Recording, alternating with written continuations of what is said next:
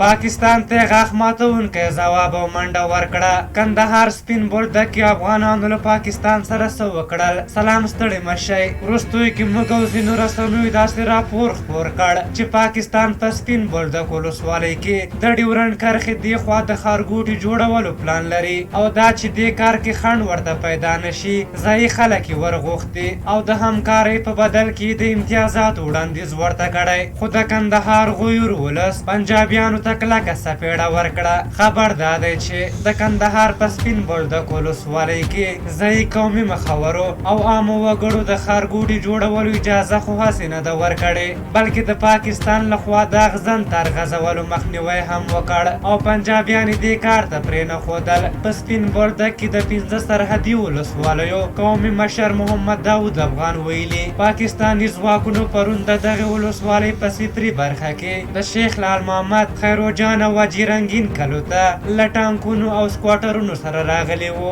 او غوښتل یې اغزن تار وغځوي. دوی وایي کله چې دوی خبر شول مخې ته یې ورغلل او د دغه کار مخه یې ونیوله. دوی وایي چاته د دې اجازه نه ورکوي چې دلته خاوره لاندې کړي او ویلي دي نه اشرف غني کولی شي او نه هم پاکستان د دې صلاحیت لري چې دغه تار وغځوي. ټولنیزو رسنیو کې خلکو دغه ولس ستایلی. دوی ویلي قومونه ولسونه باید یو موټی او متحد شي او که دوی چېرته متحد شي هېڅ ښکېلا که حکومت حق نشي خوړلی. په هر حال د اغزن تار په اړه به ووایو چې لا هم ولس شک لري چې په دې اړه به کومه معامله شوې وي. خو افغان حکومت وایي چې دا کار پاکستان یو طرفه کړی، خو پاکستان بیا وایي چې دا کار د امریکایانو په ملاتړ کړی او نږدې 90 سلنه یې بشپړ کړی. په هر حال تاسو د دغې موضوع په هکله څه نظر لرئ؟ خپل نظرونه مو راته په کومنټ کې ولیکئ. که زموږ ویډیو مو خوښه شوې وي ضروري لایک کړئ. تر بلې ویډیو مو په لیا بخښونکي خدای سپارم. د الله په امان.